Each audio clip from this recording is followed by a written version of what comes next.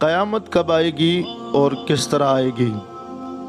اللہ کے حبیب جناب محمد رسول اللہ صلی اللہ علیہ وسلم ارشاد فرماتے ہیں کہ جب نشانیاں پوری ہو جائیں گی اور مسلمانوں کی بغلوں سے وہ خوشبودار ہوا گزرے گی جس سے تمام مسلمانوں کی وفات ہو جائے گی، تو اس کے بعد پھر 40 برس کا زمانہ ایسے گزرے گا جس میں کسی کی اولاد نہ ہوگی، یعنی 40 برس سے کم عمر کا کوئی نہ ہوگا، اور دنیا میں کافر ہی کافر ہوں گے، اللہ کہنے والا کوئی نہ ہوگا، اپنی دیوار لیپتا ہوگا، کوئی کھانا کھاتا ہوگا۔ اللہ کے رسول صلی اللہ علیہ وسلم فرماتے ہیں سب اپنے اپنے کاموں میں مشغول ہوں گے، لگے ہوں گے، غرض کے سب اپنے اپنے کاموں میں لگے ہوں گے۔ ایک اللہ تعالیٰ کے حکم سے حضرت اسرافیل علیہ السلام سور پھونکیں گے۔ پہلے اس کی آواز ہلکی ہوگی اور بعد میں دھیرے دھیرے بہت کڑی ہو جائے گی۔ لوگ کان لگا کر اس کی آواز سنیں گے اور بے ہوش ہو کر گر پڑیں گے اور مر جائیں گے۔ پھر آسمان، زمین، دریا، پہاڑ، یہاں تک خود حضرت اسرافیل علیہ السلام اور تمام فرشتے فنا ہو جائیں گے۔ اللہ رب العالمین کے سوا کوئی چیز باقی نہ رہے گی۔ پھر جب اللہ تعالی چاہے گا حضرت اسرافیل علیہ السلام کو زندہ کرے گا اور سور کو پیدا کر کے دوبارہ پھونکنے کا حکم بھی دے گا۔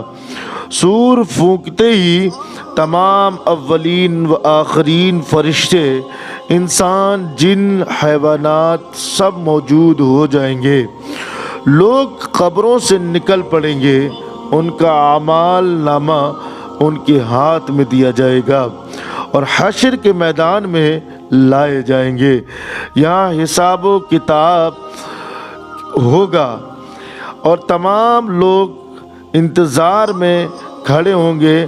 زمین تانبے کی ہوگی، سورج نہایت تیزی سے، یعنی تیزی پر سر سے بہت قریب ہوگا، یعنی سورج نہایت قریب ہوگا، سر سے بہت قریب ہوگا، گرمی کی سختی سے بھیجے کھولتے ہوں گے، زبانیں سوکھ کر کانٹا ہو جائیں گی، بازوں کی منہ سے باہر نکل آئیں گی، پسینہ بہت آئے گا، کسی کے ٹخنے تک، کسی کے گھٹنے تک، کسی کے منہ تک، جس کا جیسا عمل ہوگا ویسے ہی تکلیف ہوگی۔ پھر پسینہ بھی نہایت بدبودار ہوگا۔ اسی حالات میں بہت دیر ہو جائے گی، 50,000 برس کا تو وہ دن ہوگا اور اسی حالات میں آدھا گزر جائے گا، یعنی لوگ تلاش کرتے رہیں گے کہ ہمارا حساب کتاب کہاں ہوگا، اسی میں آدھا گزر جائے گا، یعنی آدھا دن گزر جائے گا۔ لوگ سفارش تلاش کریں گے جو اس مصیبت سے چھٹکارا دلائے، یعنی لوگ تلاش کریں گے کہ ہمیں اس مصیبت سے آزاد کرائے اور جلد فیصلہ ہو۔ سب لوگ مشورہ کر کے حضرت آدم کے پاس جائیں گے، وہ فرمائیں گے کہ حضرت نوح علیہ السلام کے پاس جاؤ۔ حضرت نوح علیہ السلام فرمائیں گے کہ اے لوگو، میں تمہاری کوئی مدد نہیں کر سکتا، تم لوگ سیدنا حضرت ابراہیم علیہ السلام کے پاس جاؤ۔ حضرت ابراہیم علیہ السلام کے پاس یہ لوگ جائیں گے تو ابراہیم علیہ السلام فرمائیں گے کہ اے لوگو، تم موسیٰ کے پاس جاؤ۔ حضرت موسیٰ علیہ السلام ان لوگوں سے فرمائیں گے کہ اے لوگو، اب تم لوگ حضرت عیسیٰ علیہ نبینا علیہ السلام کے پاس جاؤ۔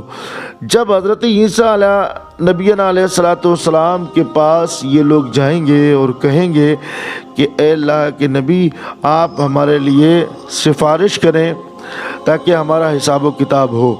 حضرت عیسیٰ علیہ السلام فرمائیں گے کہ اے لوگو، تم لوگ ہمارے آقا و مولا رحمت للعالمین سردار انبیاء محمد مصطفیٰ صلی اللہ علیہ وسلم کے پاس جاؤ۔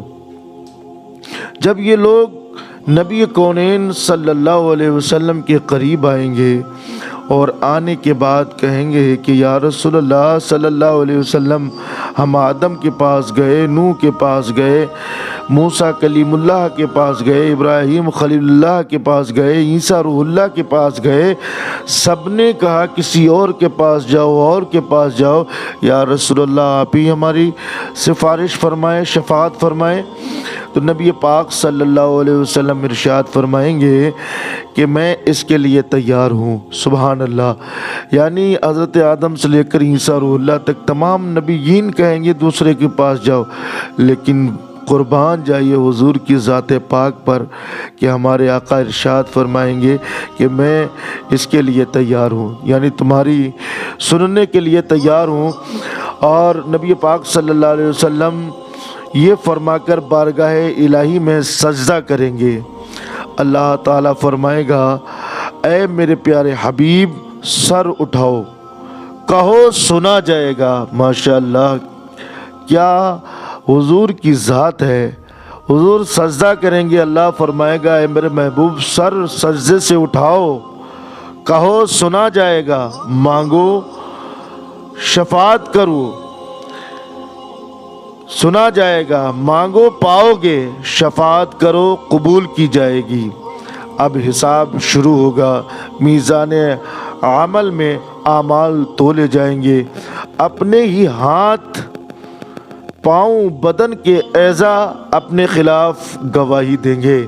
زمین کے جس حصے پر کوئی عمل کیا تھا وہ بھی گواہی دینے کو تیار ہوگا، نہ کوئی یار ہوگا، نہ مددگار، نہ باپ بیٹے کے کام آئے گا، نہ بیٹا باپ کے کام آئے گا۔ اعمال پوچھے جا رہے ہیں، زندگی بھر کا سب کیا ہوا سامنے ہے، نہ گناہ سے انکار کر سکتا ہے، نہ کہیں سے نیکیاں مل سکتی ہیں۔